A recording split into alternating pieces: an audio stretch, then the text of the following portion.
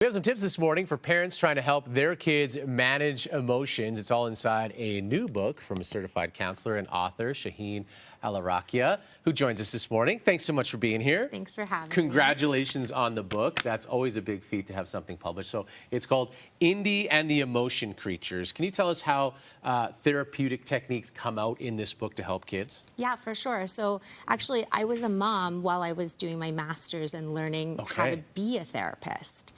And as I was learning all of these strategies we use to help adults, I was like, wow, this is really useful stuff as a mom. And so I was trying it out, and I found my favorite technique was called externalization. Okay. It's from narrative therapy.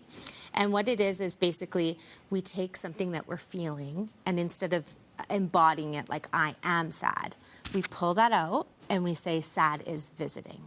Okay. And I found this to be super de-shaming for kids and open up the conversation about emotions way better. And so I wrote the book using that technique so that parents could start to introduce the concept to their kids. Okay, that's very fun because as much as this is a learning tool for kids, it's also a learning tool for parents as they try to figure out how to help their kids manage emotions, which is tricky when you're a parent. So what would you say to parents who want to get this book but also use this in everyday life? Yeah, for sure. So the book goes through Indy on a regular day. So it's kind of like a social story. Okay.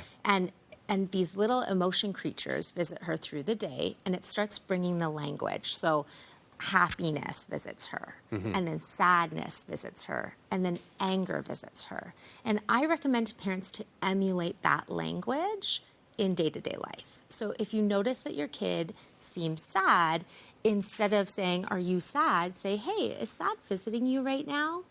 And then if they go, "Yeah, sad is visiting," then you can start playing with that a little bit and say things like, "So what does sad look like right now?" Maybe they might describe the size of him, like maybe he's really big.